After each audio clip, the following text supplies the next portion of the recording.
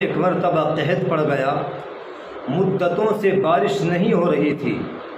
تمام لوگ پریشانی کا شکار تھے۔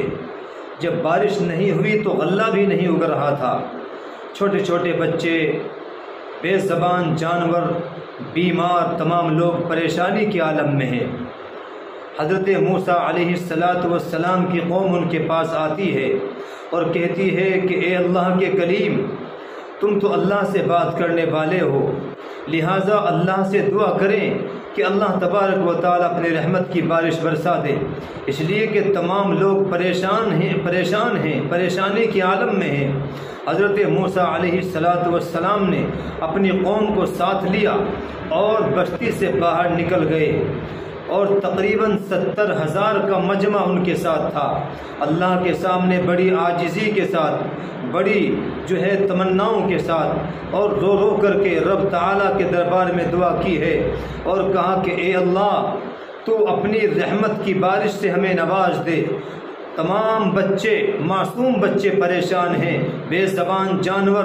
اور اسی طریقے سے بیمار لوگ بھی پریشان ہیں۔ اے اللہ، تو اپنے رحمت کی بارش برسا دے اور اپنے دامن رحمت میں ہم سب کو لے لے۔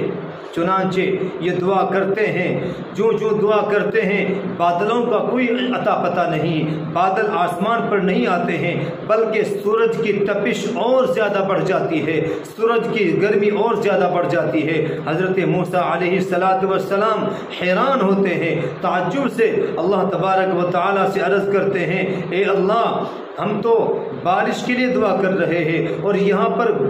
گرمی بہت زیادہ بڑھ جاتی ہے، سورج اور زیادہ آگ برسا رہا ہے، اے اللہ یہ کیا ماجرا ہے؟ وہی آتی ہے، اے موسیٰ، اے میرے کلیم، تمہارے مجمع کے اندر ایک آدمی ایسا ہے، اس مجمع کے اندر ایک آدمی ایسا ہے کہ جس کو 40 سال ہو گئے میری نافرمانی کرتے ہوئے، 40 سال میں ایک نیکی بھی نہیں کی ہے، 40 سال میں ایک بھی نیک کام نہیں کیا ہے، مسلسل 40 سال سے میرے غصے کو دعوت دے رہا ہے اور میری نافرمانی پر تلا ہوا ہے، گناہوں پر مصر ہے، گناہوں پر بزد ہے۔ اس اعلان کر دیں آپ مجمع کے اندر، جب تک وہ باہر نہیں نکلے گا بارش نہیں ہوگی، اس لیے کہ اسی کی وجہ سے بارش رکی ہوئی ہے۔ حضرت موسیٰ علیہ السلام نے اللہ تبارک و تعالیٰ سے کہا، عرض کیا، اے اللہ، میں کمزور سا بندہ ہوں اور یہ پیچھے 70,000 کا مجمع ہے، میں ان میں کیسے آواز پہنچا سکتا ہوں؟ اللہ تبارک و تعالیٰ نے عرض فرمایا کہ اے موسیٰ، آپ کا کام کہہ دینا ہے، پہنچا دینا ہمارا کام ہے۔ چنانچہ حضرت موسیٰ علیہ السلام نے اپنی قوم کو متوجہ کیا اور اعلان کیا،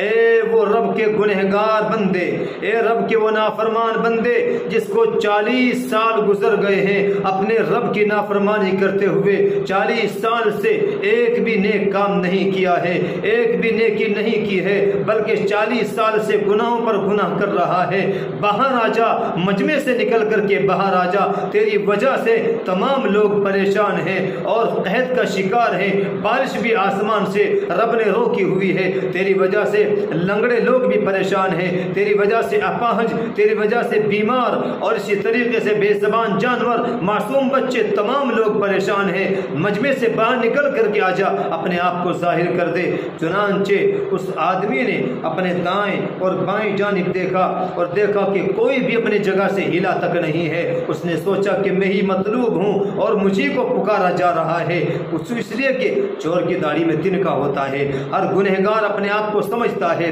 ہر انسان اپنا آپ کو جانتا ہے کہ وہ کتنے پانی میں ہے، آج کتنے گناہ کیے ہیں، کتنی فرما برداری کی ہے، زندگی میں کتنی رب کی نافرمانی کی ہے، کتنی نمازیں چھوڑی ہیں، ہر انسان جانتا ہے اس بات کو۔ چنانچہ اس نے اپنی چادر میں اپنے منہ کو چھپایا اور اپنی آنکھوں سے شرمندگی کے آنسو بہائے اور رب تعالیٰ کے سامنے یہ فریاد کی، اللہ سے دل کو متوجہ کیا، لو لگائی اللہ کے سامنے اور کہا کہ اے میرے پروردگار، اے میرے رحیم اور کریم، تو بڑا مہربان ہے، 40 سال ہو گئے تو میرے گناہوں پر پردہ ڈالتا رہا، 40 سال سے میں تیری نافرمانی کرتا کرتا رہا اور 40 سال ہو گئے تو میرے گناہوں پر پردہ ڈالتا رہا، کسی کے سامنے مجھے ذلیل نہیں کیا۔ اے میرے پروردگار، اے میرے رحیم و کریم، 40 سال سے تو نے میرے گناہوں کو چھپایا ہے۔ اے اللہ، آج تو میں تیرا فرما بردار بن کر کے آیا ہوں۔ اے اللہ، آج تو میں اپنے گناہوں سے معافی مانگنے آیا ہوں، میں اپنے گناہوں پر شرمندہ ہوں۔